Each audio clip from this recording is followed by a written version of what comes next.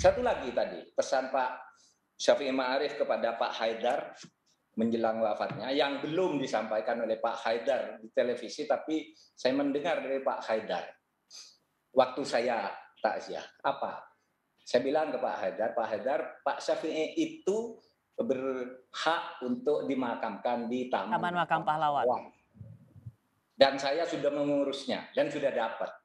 Kalau Pak Syafi'i dan keluarganya mau, ya kita fasilitasi untuk dibawa ke Taman Makam Pahlawan. Tapi apa yang sangat mengharukan itu dua. Satu, Pak Mahfud terima kasih, kata Pak Haidar.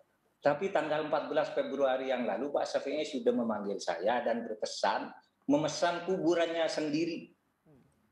Gitu. Dia sudah memesan kuburannya sendiri, saya mau beli dan sebagainya, dan nanti bisa dikonfirmasi ke Pak Haidar. Ya. Itu kan sangat mengharukan gitu.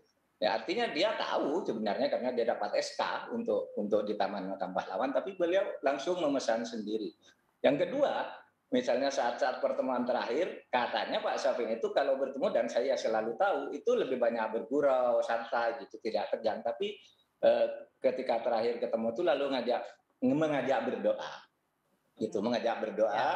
Betul, Pak Haidar sampai ini termasuk yang baru buat Pak Haidar karena jarang-jarang Buya ngajak berdoa ya, Prof.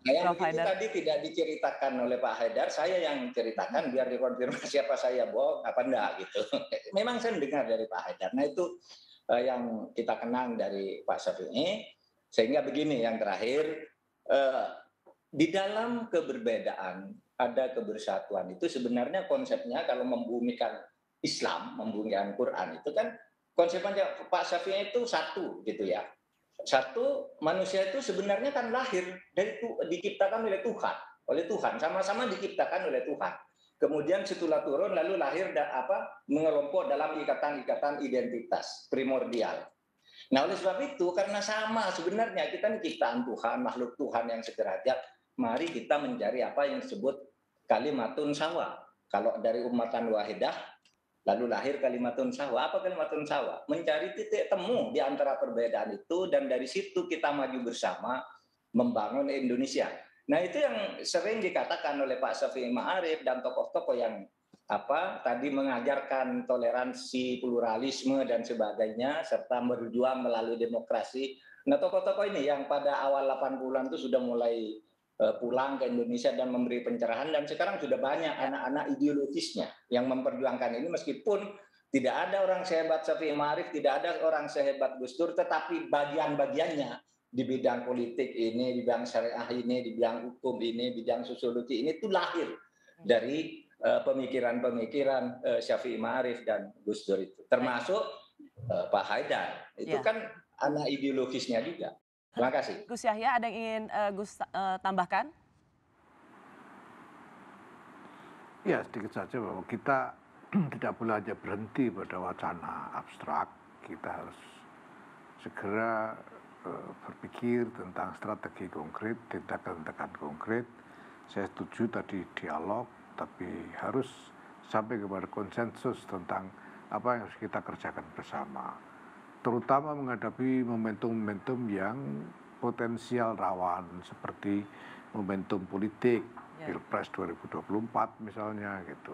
Itu kita harus punya penyikapan bersama di antara elemen-elemen bangsa ini. Misalnya, mari kita buat konsensus untuk menolak dijadikannya agama sebagai alat politik, sebagai senjata politik untuk menggalang dukungan. Mari kita tolak dan kita kampanyekan habis-habisan supaya barang siapa ada aktor politik yang menghembus-hembuskan identitas sebagai senjata politik, mari kita tolak bersama-sama, misalnya begitu.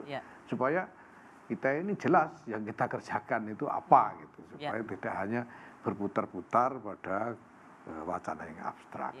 Terima kasih untuk Gus Yahya karena di bawah kepemimpinan Gus Yahya sudah memberikan komitmen jangan ajak-ajak lagi NU ke ranah politik praktis. Itulah sesungguhnya juga warisan tak ternilai dari Buya Syafi'i Ma'arif untuk tidak terjebak membawa Muhammadiyah dalam politik praktis ketika tarik-menarik di era reformasi, ada partai politik yang mungkin sangat identik dengan Muhammadiyah.